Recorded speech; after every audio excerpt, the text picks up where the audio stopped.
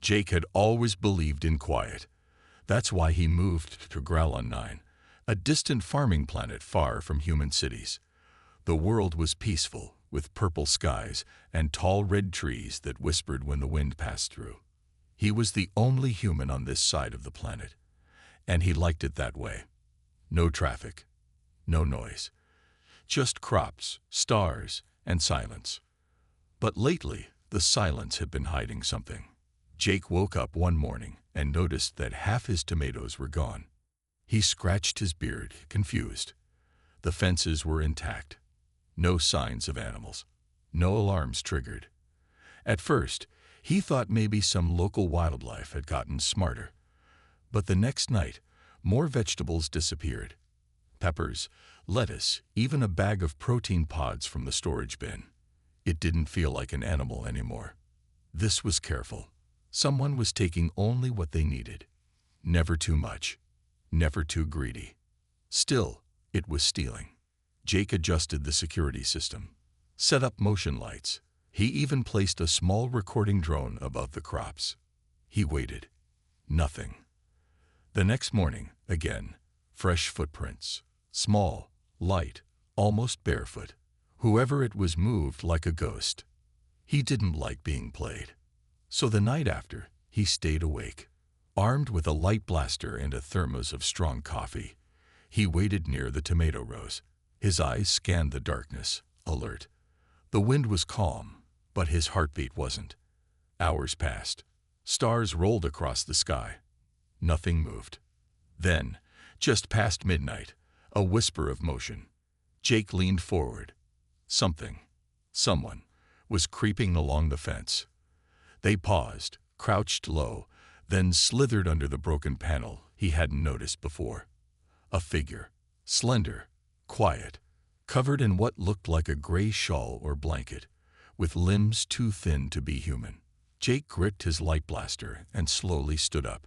He stepped forward, silent on the dry soil. The figure was near the carrots now, picking them one by one, carefully placing them into a ragged cloth sack. Jake raised the blaster and spoke loud and firm. "Don't move." The figure froze. The sack dropped. A few carrots rolled onto the ground. The figure slowly turned toward him. In the dim light, Jake could finally see her.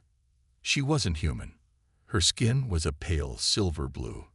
Her eyes were wide, glowing faintly like moonlight. She looked fragile, exhausted. Her clothes were torn and dusty. She didn't speak at first. She just stared at him, breathing fast, like she was ready to run. Jake didn't lower his weapon. "Who are you?" he asked. "Why are you stealing from me?" She blinked. Then she did something Jake didn't expect. She spoke. Her voice was soft, strained, almost like a whisper blown by the wind. "My children," she said. "They're starving." For a moment, Jake forgot to breathe. He looked into her eyes. They weren't wild or dangerous. They were full of fear and something deeper, desperation. She clutched the empty sack like it was made of gold. Jake's grip on the blaster loosened. He didn't say anything. The alien woman hesitated, then slowly stepped back. She bent down, picked up the dropped carrots, and placed them back into the sack. Then, without another word, she turned and ran into the trees. Jake didn't follow. He just stood there, the wind brushing against his face, still trying to understand what had just happened. He had caught a thief, but she wasn't evil. She was a mother. The next morning, Jake sat at his breakfast table, staring at a bowl of fruit he suddenly didn't feel like eating. The woman's voice echoed in his mind. "My children are starving." It would have been easier to forget. Just fix the fence, call the station, report a trespasser. But Jake didn't do that. Instead, he packed a small crate with vegetables, wrapped it with cloth, and left it near the broken fence. Then he waited. Hours passed. Nothing. Night fell. Still nothing. But when he checked the next morning, the crate was gone. Every vegetable carefully taken. No damage. No mess. Just one thing left behind. A tiny stone smooth and round, shaped like a heart. Jake held it in his hand. For the first time in years, something moved inside him. Curiosity, compassion, maybe both. That night, Jake didn't stay home. He took a flashlight, a med kit, and a sack of food. Then he walked into the forest, following the same path the alien mother had taken. The trees grew thicker, the air colder, but the footprints in the soil guided him forward. What he found deep inside that forest would change everything he believed about aliens and about himself. Jake moved through the alien forest with careful steps, his boots crunching softly on the leaves and moss below. The trees here were tall and strange, their branches hanging like arms, their trunks glowing faintly in the dark. It was a quiet place, too quiet. No birds, no wind, just the sound of his breathing and the occasional flicker of a bug floating past like a slow-moving star. He held the flashlight low, sweeping it left and right. The alien woman had run this way. Her footprints were faint, but Jake knew how to track. He had once hunted wild animals on Earth before moving to this quiet planet. But this wasn't a hunt. It was something else. He didn't even know why he was here exactly. All he knew was that when she said, "My children are starving," it did something to him. It opened something in his chest that had been closed for too long. He kept walking deeper into the forest until he saw something strange in the distance. A soft, blinking blue light. Jake stopped and crouched. He turned off his flashlight. The blue light blinked again. Slowly, carefully, he moved toward it. The trees thinned out, and he reached a small clearing where the ground dipped into a shallow cave, almost like a crack in the earth. The light came from inside. Jake listened. No voices, no movement. He stepped closer. Inside the cave, he saw shapes, blankets, empty food wrappers, and what looked like a broken heater. Then he saw them. 3 small figures huddled together on the floor. They were children, alien children. They were smaller than the woman he had seen. One of them looked barely old enough to stand. Their skin was the same pale blue, but sickly. Their eyes glowed, but dimly. They were weak. One of them was coughing, a deep, painful sound that echoed against the cave walls. Then, from the corner of the cave, she appeared. The alien mother. She stepped forward, her body tense, ready to fight or flee. But when she saw Jake standing there, not holding a weapon, not shouting, not angry, just standing, she froze. Jake raised his hands. "I'm not here to hurt you," he said softly. "I brought food." She didn't answer. Her eyes went to the sack he carried. Jake set it down slowly and stepped back. The woman didn't move for a long moment. Then she rushed forward, grabbed the sack, and carried it to the children. She opened it carefully, like it was fragile. Inside were carrots, protein bars, clean water bottles, and a warm blanket. The children reached out weakly. She helped them eat, tearing the food into small pieces and placing it gently into their hands. One of the children smiled, faintly. Jake watched, not saying a word. His chest felt tight. This wasn't what he expected to find. He had prepared himself for danger, for lies, maybe even a trap. But all he saw was a mother doing everything she could to keep her babies alive. When the children were fed and resting, the alien woman finally looked at him again. "Why are you helping us?" she asked. Her voice was calm now, tired, but no longer afraid. Jake sat on a rock near the entrance of the cave. He looked up at the glowing trees. "Because I know what it feels like to lose family, to be alone." The woman said nothing, but she sat down too, her arms still wrapped around the smallest child, who had fallen asleep against her. "What's your name?" Jake asked. She hesitated, then spoke, slowly. "Sarah." Jake nodded. "I'm Jake." Sarah looked at him. "You're human." "Yeah," he said. "And you?" She didn't answer that. She just turned her eyes back to the cave wall. Jake didn't push. He just sat there, listening to the quiet coughs of the sick child. the soft breath of the others. The air was cold, but inside the cave, it was warmer now, with the heater fixed, and the food helping their bodies recover. He stayed until the sky started to lighten. Before leaving, he placed another small box beside her, filled with medicine, vitamins, and a small solar battery to power the heater longer. Sarah looked at it, then looked at him. "Thank you," she whispered. Jake nodded, then left the cave and walked back toward the farm. As he reached his land, he noticed something strange in the sky. A dark shape, silent, floating just above the tree line. It wasn't a bird, and it wasn't one of his drones. It hovered for a moment, then drifted away. Jake narrowed his eyes. Someone else was watching. Someone knew they were there. And they weren't human. The peace he thought he had found on Gralon 9 was beginning to break. And something told him this was only the beginning. The morning came with silence, but not the peaceful kind.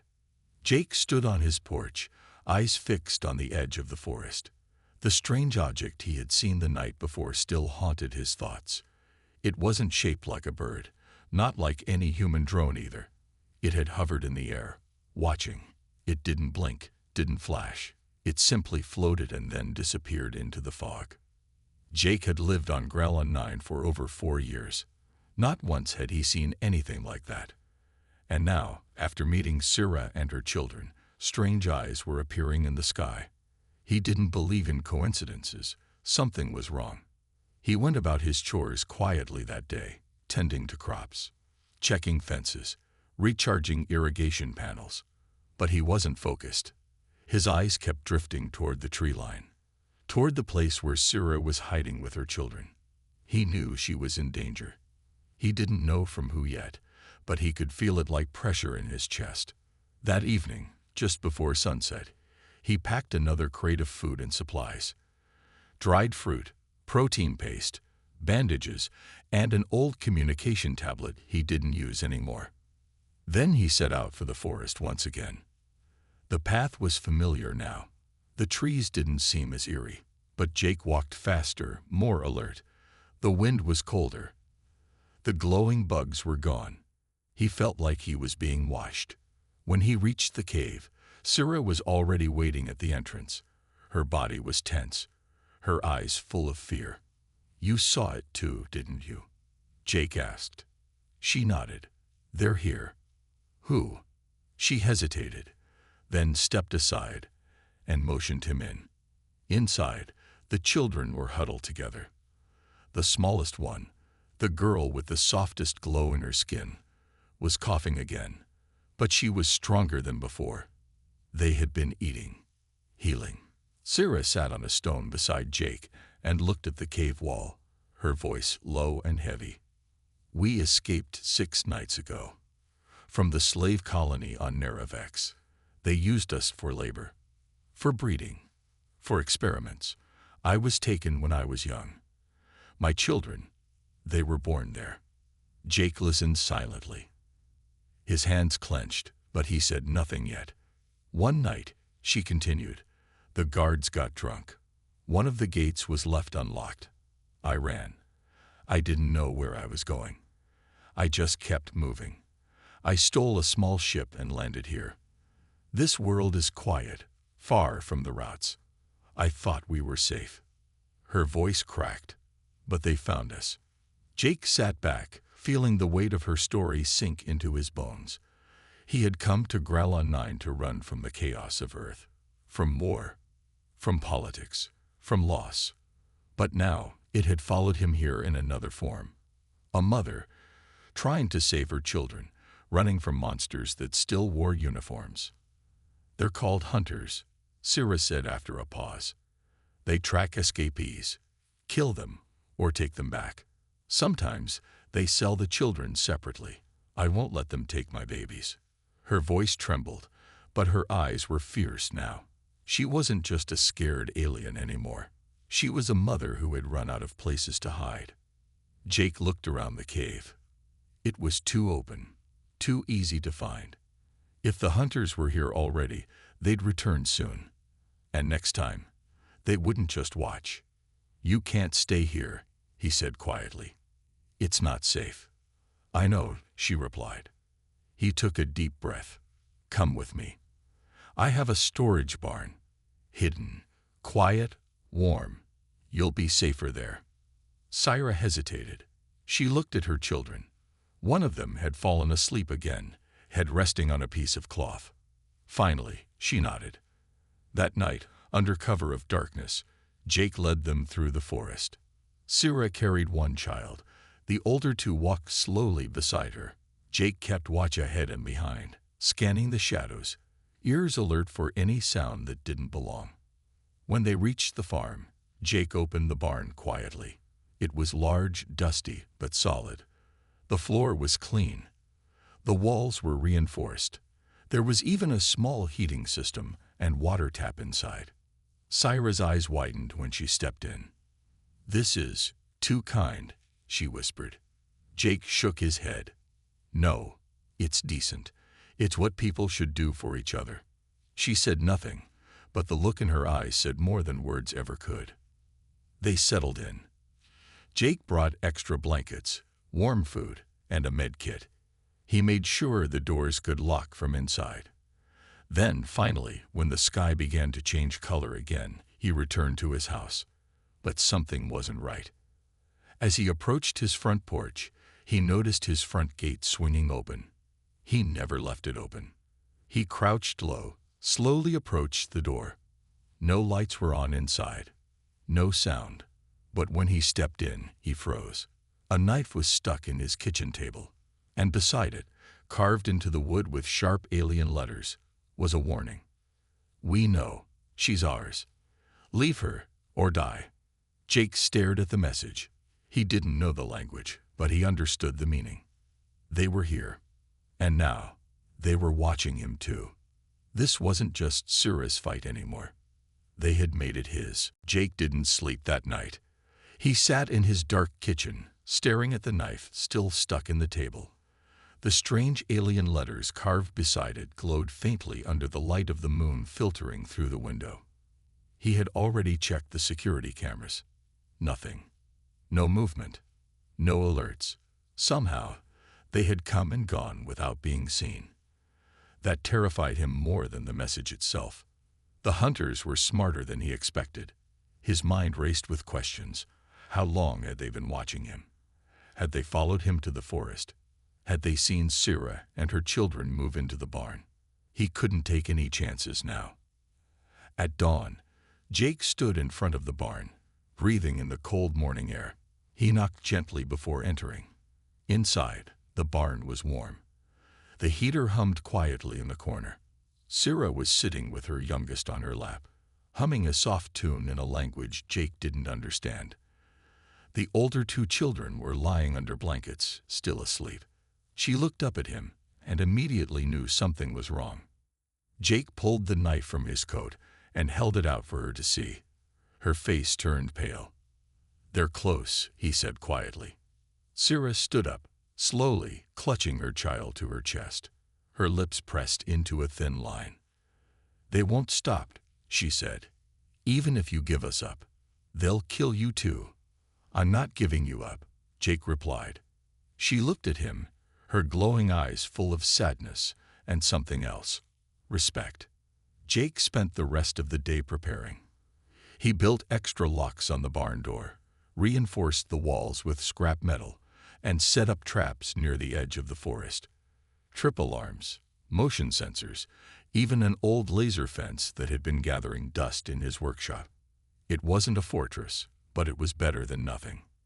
He also checked his weapons, a low-powered blaster, a stun rod, and a few EMP grenades from his time in the Earth Defense Corps. He hadn't touched them in years. Now he cleaned each one carefully, like a soldier preparing for war. By late afternoon, clouds began to gather in the sky. The wind picked up. A storm was coming. Jake made one last trip to the barn with extra food and supplies. Before he left, he gave Syra something, an old pendant, a simple chain with a metal charm shaped like a flame. "My sister gave this to me," he said, "before she died. She said it would protect me. Now I'm giving it to you." Sira took the pendant gently and closed her hand around it. "Thank you," she whispered. Jake nodded and turned to leave. But as he stepped outside, he froze. Something moved in the trees. A flicker of light. Then, nothing. Jake backed away slowly and returned to the house. He didn't light any lamps. He stayed in the shadows, watching from the window. The sky darkened as the storm rolled in. Thunder rumbled in the distance. Rain began to fall. Then, he saw it. Figures, moving between the trees, fast, smooth, almost like shadows. Jake's breath caught in his throat. 3 of them, maybe more. They didn't come from the road. They didn't come from the sky. They were already here. He activated the traps. Lights blinked to life in the distance. One of the motion alarms flashed red. Then, a loud pop. One of the trip mines exploded, sending a pulse of blue energy through the air. Jake grabbed his blaster and ran outside. The night lit up with flashes of blue and orange. One of the hunters, a tall figure with metal armor and glowing red eyes, was caught in the net trap.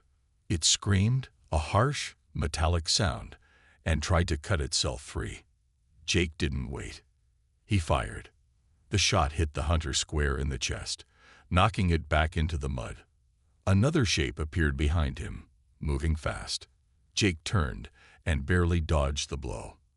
A long metal staff sliced past his arm. He rolled, came up firing, and hit the second hunter in the leg. It stumbled, but then something hit Jake from behind. He went down hard, face in the dirt, breath knocked from his lungs. He turned over just in time to see the third hunter raise a blade above him. Then, a blast of energy came from the side. The hunter screamed and fell. Sira stood behind it, holding Jake's old stun rod. Her eyes were wide, her face fierce. She moved fast, kicking the blade away and helping Jake to his feet. "They're trying to circle the barn," she said. Jake coughed, wiped the blood from his mouth, and nodded. "We have to protect the kids." The 2 of them ran back through the rain, slipping on the wet ground. Another hunter rose from the trees, but Jake fired again, and this time didn't miss. Inside the barn, the children were crying. One of the older boys stood holding a wooden stick like a sword. Sira hugged them close, whispering something calming. Jake locked the barn door behind them, then pressed his back against it. Outside, footsteps circled. Then silence. And in that silence, a voice, cold and sharp, spoke from the other side of the door. "You cannot protect them forever, human. She is not yours. She belongs to us." Jake didn't answer. He looked at Sira. She was holding her children, trembling, but not with fear, with fury. Jake raised his blaster again. "Then come and try to take her," he whispered. Thunder roared, and the storm outside became a war. The barn walls shook with each roll of thunder. Wind screamed through the cracks, and rain hit the metal roof like falling stones. Inside, the silence was thick. Jake stood near the door, his blaster raised, every muscle in his body tense. Sira crouched behind a stack of old storage crates, her arms wrapped tightly around her 3 children. Their eyes, wide and glowing faintly, flicked from their mother to the door and back again. The hunter's voice still echoed in Jake's mind. Cold, confident. "She belongs to us." Jake wasn't sure why that one sentence made his blood boil more than anything else. Maybe it was because it stripped Sira of her dignity. It made her property. The thing. And he had seen her strength, her pain, her love for her children. She was more human than many people he had known on Earth. He would never let them take her. The barn suddenly went dark. All power shut down. Lights, heater, everything. Jake cursed under his breath. They had hit the generator. "Stay down," he whispered to Sira. She nodded silently, pulling her children even closer. Jake slipped outside through the side door. Rain soaked him instantly, blinding and cold. He moved fast, his boots sliding through mud as he ran toward the old workshop on the far side of the farm.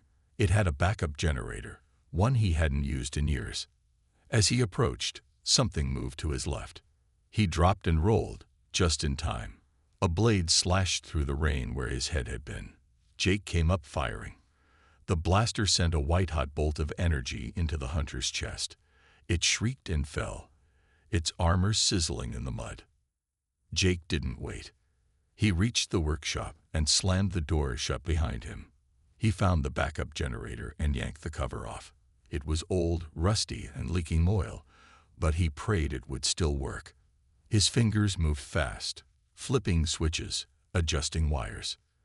Then the lights flickered, and the farm came back to life. Motion lights blinked on outside the barn. The heater glowed softly again. Jake smiled, but only for a second, because now they could see him. The window shattered behind him. A long arm reached in and grabbed his coat. Jake screamed, twisting away as the glass cut into his back. He grabbed a wrench and swung it blindly. It connected with a sickening crack. The hunter let go. Jake stumbled out the door, now bleeding, holding his side. He had to get back to the barn. But as he neared it, he saw something that stopped him cold. One of the hunters, taller than the others, with dark armor and silver eyes, stood at the barn door, and it had something in its hand, a small glowing device, a detonator. Jake knew what it meant. They weren't here to take Syrah anymore. They were here to erase her, and everyone with her. The hunter raised the device. Jake screamed and charged. The hunter turned, but not fast enough. Jake tackled him to the ground. The detonator flew from his hand and rolled through the mud. They struggled, fists and claws clashing in the storm. The hunter was stronger, but Jake was faster. He reached into his coat, pulled out an EMP grenade, and slammed it against the hunter's chest. A pulse of blue light exploded. The hunter jerked, screamed, then went still. Jake fell back, gasping, covered in mud and blood and rain. Then he heard something else. Crying. He looked up. The barn door was open. Syrah was standing in it, holding her smallest child, tears streaming down her face. "You came back," she said. Jake tried to smile through the pain. "Told you I wasn't giving you up."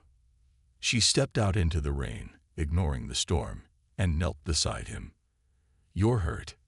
Jake coughed. "I've had worse." She touched his shoulder. "We can't stay here. They won't stop." Jake nodded slowly. "Then we don't wait for them."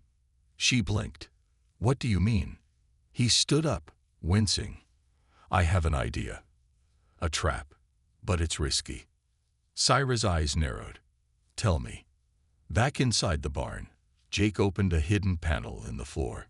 Beneath it were old fuel cells, enough to power a ship or destroy a small building.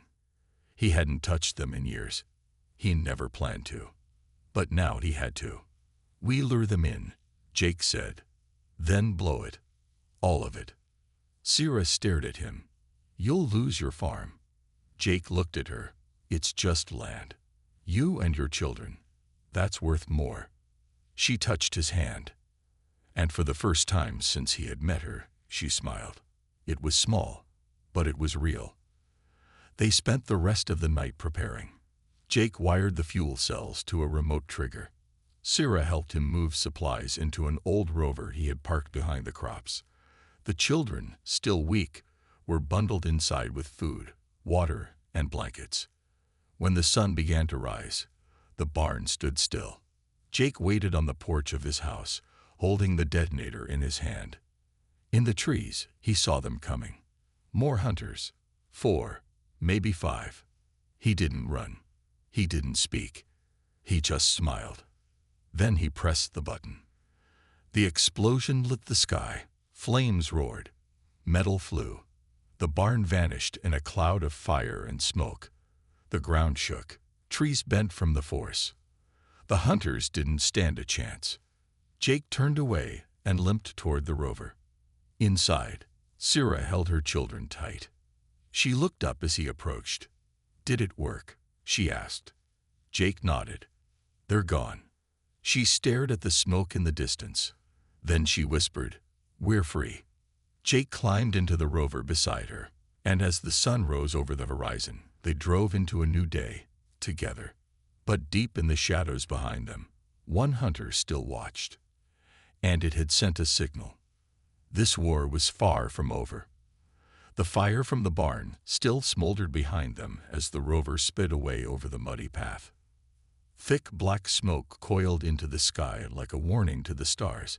Jake drove with one hand gripping the wheel and the other pressed tightly against his side, where a deep gash still bled beneath his jacket. He didn't speak. His face was pale, his breathing sharp and uneven. Every bump in the ground made him wince. Beside him, Sarah sat silent. Her youngest child lay asleep in her arms, and the two older ones sat curled in the back, wrapped in thick blankets, their eyes wide and unblinking. No one cried. No one made a sound. Not yet. They had survived. But none of them felt safe.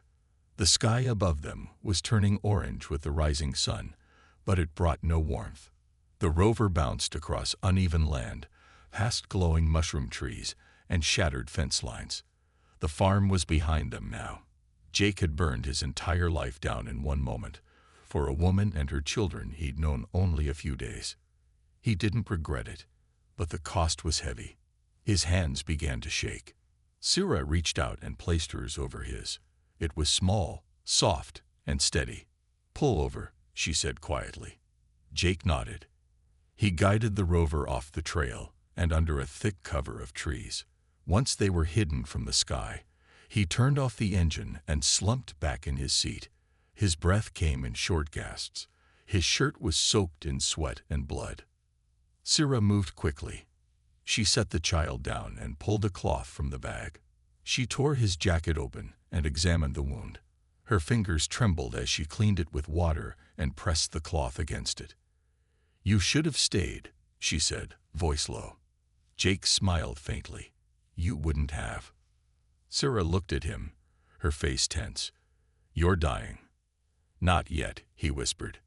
She bit her lip, then pulled something from her pocket. A small glass vial with glowing blue liquid. "I took this from the slave camp," she said. "It heals. It's made for us, but maybe it will help you too." Jake didn't ask questions. He just nodded. Sarah opened the vial and poured a few drops onto his wound. The moment the liquid touched his skin, he cried out. The pain was sharp, like fire and ice together. His muscles clenched and his back arched. But then it faded. The bleeding stopped. The skin began to close. He lay still for a moment, breathing hard, then looked up at her. "Remind me not to do that again." Sarah actually laughed, a small broken sound, but it was laughter. The children stirred. One of them whispered, "Is he okay?" Sarah turned to them. "He's okay. Thanks to you. We all are." Jake sat up slowly, blinking away the dizziness. He reached into the glove box and pulled out a small datapad. A map lit up the screen. He pointed to a mountain range not far from their position. "There's an old communications bunker there, human-built, abandoned, but it might still work. We can send a signal. Ask for help." Sarah's expression darkened. "Help from who?" Jake paused. "There's a group, a human outpost about 2 days from here. If I tell them you're a refugee, they might take you in. And you." Jake looked away. "I'll stay behind. Cover your trail." Sarah shook her head. "No, we stay together." Jake stared at her. "You saw what they did. The hunters aren't finished. One of them got away. They'll come back. Stronger, smarter. Then we fight again," she said. "Together." Jake didn't respond right away. He looked at the children. Tired, scared, but alive. "You said you wanted freedom," he said quietly. "I want a future for my children," she replied. "Not just running, not just hiding. I want them to grow, laugh, build a life. Not in cages, not in shadows." Jake nodded slowly. Her words lit something inside him, something he hadn't felt in a long time. Purpose. He started the rover again. The mountain wasn't far, but the way there was dangerous. The road narrowed as they climbed, and soon they had to abandon the rover and walk the rest of the way. Jake carried one of the children. Sierra carried the youngest. The last one, the oldest boy, walked beside them bravely, holding Jake's old stun rod like a warrior's spear. They reached the bunker just before sunset. It was hidden behind a waterfall, carved into the rocks. The door was sealed shut, covered in vines and dust. Jake found the control panel and wiped it clean. "No power," he said. "We'll need to reroute from the solar cells on top." He handed the child back to Sierra, then climbed up the rocks slowly, every step burning. He reached the roof and found the old panels cracked and dirty, but one of them still had a flicker of life. He reconnected the wire and wiped the dust away. A low hum filled the air. The bunker door opened. Inside, the space was tight and musty. But there was food, water, shelter. It was more than they had hoped for. Jake collapsed into a chair. Sierra wrapped a blanket around his shoulders. The children explored the room with wide eyes. For the first time in days, there was peace. But it didn't last. Just after midnight, a loud beep came from the console. Jake sat up. A signal, but not from the outpost. It was a transmission. He tapped the screen. A voice crackled through. "You are harboring stolen property. Surrender the Terran female and offspring. Final warning." Jake's heart pounded. Sierra's face turned cold. "They'd found us again." Jake looked at her. "We have one shot." He pulled open a locker and took out something covered in dust. A prototype escape shuttle. Tiny. Meant for emergencies only. Enough room for her and the children. "No," she said immediately. "Not without you." "You'll die if you stay," Jake said. "They want you. They don't care about me." Sierra stepped forward, tears in her eyes. "You gave us everything. Don't take this from me." Jake cupped her face in his hands. "You gave me a reason to fight again." Outside, the sensors blinked red. They were coming. Jake handed her the coordinates to a safe zone, deep in the jungle, where resistance fighters helped alien refugees. "You find them. You tell them what happened. You keep going." Sierra held his hand tightly, then kissed his forehead. "I'll come back for you," she whispered. The children hugged him one by one. Then the shuttle roared to life. Jake watched it lift off through the narrow window, a bright light against the dark sky. Then he turned to face the door, blaster in hand. He wasn't done fighting yet. Not until they were safe. Not until the last breath in his body. The old bunker creaked under the weight of silence. Jake sat alone in the control room, staring at the empty chair across from him. The shuttle had vanished into the sky nearly an hour ago, but he still hadn't moved. The echo of the engines was long gone, but in his ears it still lingered. He didn't know if Sierra and the children had made it to the safe zone. He didn't know if they were flying toward peace or into danger. All he knew was that he had given them the only chance he could. Now, all that remained was to face what was coming. The screen in front of him blinked red again. Motion. Outside.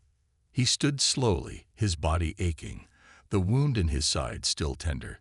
He had used what little healing serum Sierra left behind, but it hadn't worked like before. He was weaker now, slower, but he didn't care. He walked to the armory and opened the final locker. Inside was a single pulse cannon, an old, unstable weapon designed for close-range defense. It had been banned by most colonies because of how unpredictable it was. But that didn't matter anymore. He slung it over his shoulder and stepped toward the door. Outside, the night was still and quiet, almost peaceful. The trees swayed gently. The stars glowed above like tiny watching eyes. But Jake knew they were there, hiding, waiting. He took one step into the open, then another, and then the forest lit up. Figures emerged from the shadows, tall, armored, faceless. Their eyes glowed red, their weapons pointed at his chest.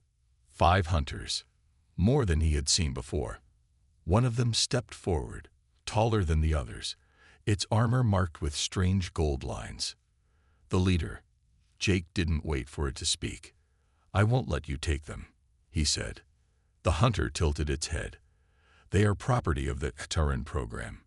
You are human. This is not your fight." Jake narrowed his eyes. "It is now." The hunter raised its arm. Jake fired. The blast from the pulse cannon knocked him back, but the energy wave struck 2 of the hunters, throwing them into the trees. Smoke filled the clearing. Screams, metallic, unnatural, ripped through the air. The others returned fire. Jake dove behind a rock, rolled, and came up shooting again. His shots were wild, but he didn't care. He just needed to hold them long enough for Sira to get far enough away, long enough for the message he sent to reach the human resistance. The cannon sparked, then hissed, overheated. Jake tossed it aside and pulled his blaster. He ran, dodging between trees, leading the hunters away from the bunker. He knew he couldn't win, but he could make it costly. He turned and fired again, hitting one in the leg. It fell, screeching. Then a blast struck Jake in the back. He fell, hard, face in the dirt, his vision blurred. He tried to move, but his arms didn't work anymore. The leader stood over him now, calm, cold. "You are brave," it said, "but foolish." Jake coughed. Blood filled his mouth. "Better to die foolish than live like you." The hunter raised its weapon. But before it could fire, a sharp sound cut through the air. Re-ee. Jake's eyes flicked upward. A ship. A small one. Fast. And armed. It came from the sky like a fireball, its cannons blasting, tearing through the trees. The hunters turned, too slow, too shocked. Laser bolts hit the ground beside Jake, scattering dirt and flame. Then the ship landed hard, kicking up dust. The hatch opened. Sira jumped out, blaster in hand. She didn't say a word. She just fired. One hunter fell. Then another. The leader turned to run, but a shot caught it in the back. It screamed, fell to its knees, and crawled into the trees. Sira ran to Jake. He was barely conscious. "Why did you come back?" he whispered. She knelt beside him, tears in her eyes. "Because you're not just part of our past, Jake. You're part of our future." She lifted him gently with help from another figure stepping out of the ship, a human resistance fighter, geared in black and silver. They placed Jake inside the ship, connected him to a med unit, and shut the hatch. The ship lifted off. Below them, the bunker disappeared into shadow. They were flying now. Fast. Free. Jake drifted in and out of consciousness. He saw Sarah's face above him. He heard the children whispering his name. And in one brief moment of quiet, he smiled. Not because he had survived, but because he had mattered. He had stood for something. He had made a difference. When he opened his eyes again, it was days later. A clean room, soft lights, real air. Sira was sitting beside him. "They call it Haven," she said. "A safe colony. Hidden. Protected." Jake nodded slowly. His voice was rough. "You're safe." She smiled. "We all are." The door opened. The children rushed in, their faces bright with joy. The oldest held a small plant in a pot. "For you," he said. "We grew it ourselves." Jake looked at the tiny green sprout. A new beginning. And for the first time in years, he let himself believe in something again. Hope.